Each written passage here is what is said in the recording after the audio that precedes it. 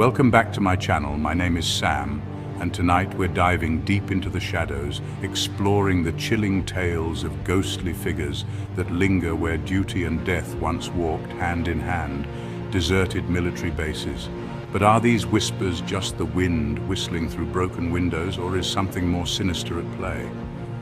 Tonight we explore three bone-chilling encounters. Stories that will send shivers down your spine and make you question if some spirits never truly leave their posts. Our first story takes us to the desolate plains of Fort Johnson, a sprawling military base decommissioned decades ago, now nothing more than crumbling concrete and shattered memories. But within these decaying walls, a soldier still walks his post, a spectral sentry eternally bound to duty. Witnesses describe him as a tall, imposing figure clad in a tattered uniform from a bygone era. His face, always obscured by shadows or the brim of his helmet, remains a haunting mystery. Some say he clutches a rifle, the metal glinting under the pale moonlight. Others claim to hear the rhythmic thud of his boots against the pavement, a sound that cuts through the eerie silence of the abandoned base. One chilling account comes from a group of urban explorers drawn to Fort Johnson's desolate allure. As they documented the decaying grandeur, a sense of unease settled upon them. The air grew heavy, the silence broken only by the whirring of their cameras and the hammering of their own hearts. And then they saw him. Standing at the edge of the parade ground, shrouded in the shadows of a crumbling building, stood the soldier. He didn't move, didn't speak. He simply stood there, watching them, his presence as tangible as the chill that snaked down their spines. Frozen in fear, the explorers could only watch as the soldier, with a slow, deliberate turn, vanished into the shadows. They fled the base, their hurried footsteps echoing through the deserted buildings, the image of the ghostly soldier seared into their minds. But they weren't the only ones to witness the spectral sentry. Locals whisper of a young couple seeking a secluded spot for a midnight rendezvous who stumbled upon the soldier standing guard near the abandoned motor pool. The sight of him, bathed in the eerie glow of their headlights, sent them fleeing in terror. And then there's the story of the security guard, hired to keep vandals and curious trespassers at bay. He too encountered the soldier, his spectral form materializing from the mist that clung to the base at night.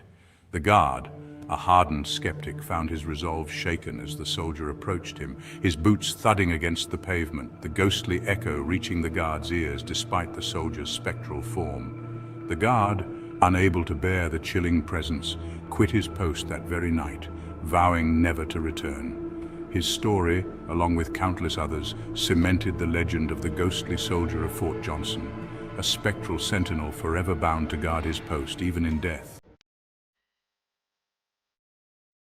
Our next tale takes us to the skies, or rather to the echoes of what once soared through them. We journey to Blackwood Airfield, a desolate stretch of asphalt and hangars now claimed by nature's relentless embrace. But the silence of this forgotten airfield is often shattered by a sound that defies explanation. The roar of a phantom engine, a haunting reminder of a tragedy that unfolded decades ago.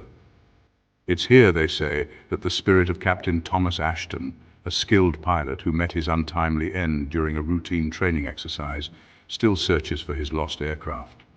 His spectral plane, a vintage fighter jet from a bygone era, is said to streak across the moonlit sky, its engine a mournful wail that sends chills down the spines of those who hear it. Locals, accustomed to the sounds of silence that blanket Blackwood, tell of seeing a lone figure wandering the abandoned airstrip, his silhouette a stark contrast against the setting sun. They say it's Captain Ashton, still clad in his flight suit, his face forever hidden behind the visor of his helmet, eternally searching for his downed aircraft. Some dismiss these sightings as tricks of the light or the overactive imaginations of those who dare to venture onto the abandoned airfield. But others, those who have experienced the chilling reality of Blackwood, know the truth. There's the story of a group of teenagers seeking thrills and adventure, who decided to spend a night at the abandoned airfield. Armed with flashlights and fueled by youthful bravado, they explored the decaying hangars, their laughter echoing through the stillness. But their laughter died in their throats when they heard it, the distinct roar of a plane engine growing louder as it approached. They rushed outside, their flashlights scanning the night sky, but found nothing. The sound, however, persisted, circling overhead, the roar of the engine, a deafening presence that seemed to shake the very ground beneath their feet. Then, as quickly as it began, the sound faded, leaving behind an eerie silence and a group of terrified teenagers. Another chilling encounter comes from a paranormal investigator drawn to Blackwood by the stories of the Phantom pilot. Armed with recording equipment and a healthy dose of skepticism, she spent several nights at the abandoned airfield, hoping to capture evidence of the spectral pilot. Her patience, it seemed, was rewarded on her final night. As she sat in the darkness of an abandoned control tower, her eyes scanning the runway illuminated by the pale moonlight, she heard it, the unmistakable sound of an aircraft approaching. She scrambled for her camera, her heart pounding in her chest as the roar of the engine grew louder, closer, and then she saw it. A spectral aircraft, its silhouette barely visible against the moonlit sky, streaked across the runway, its engine a deafening roar that seemed to defy the laws of nature. She snapped a few pictures, her hands shaking with excitement and fear. But as quickly as it appeared, the Phantom aircraft vanished, leaving behind only the echo of its engine and a sense of awe and terror in its wake. The stories of Blackwood Airfield, of the Phantom pilot forever searching for his lost aircraft, continue to circulate, a chilling reminder that some souls bound by duty or tragedy never truly find peace. For our final tale, we venture into the heart of darkness, into the very place where life and death once hung in the balance, the infirmary. This is the forgotten medical ward of Camp Sampson, a once bustling military base now lost to time and decay. Within these walls, a different kind of care is said to be administered, a spectral kind.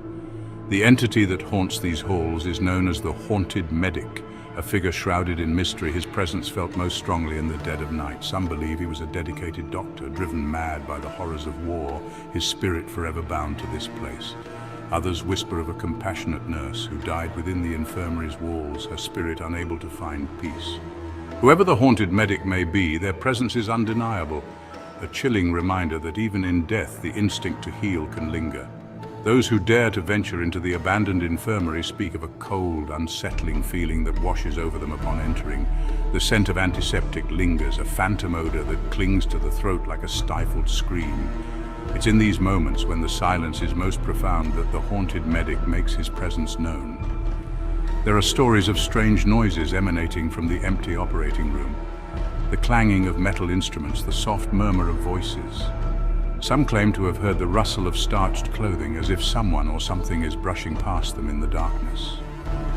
One chilling account comes from a group of paranormal researchers equipped with EMF readers and thermal cameras who spent a night in the abandoned infirmary.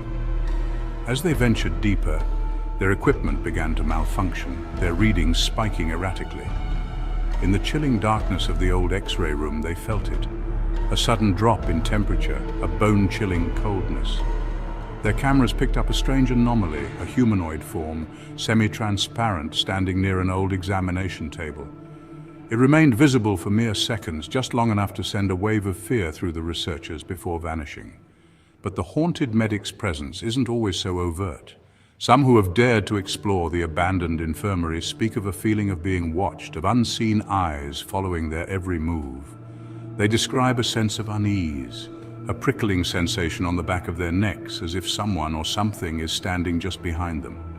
Whether it's the echo of past suffering or the lingering spirit of a dedicated healer, the haunted medic continues to walk the halls of Camp Sampson's abandoned infirmary, a chilling reminder that some wounds never truly heal.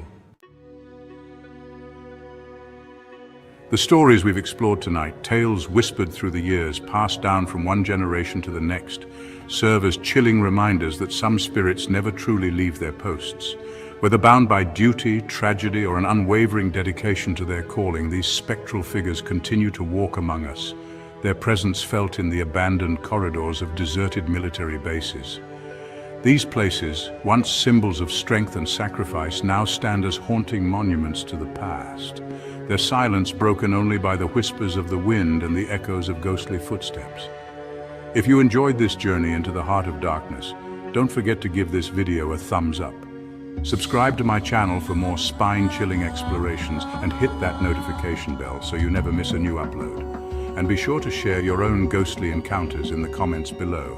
I'm always eager to hear your stories. Until next time, stay safe and stay scared.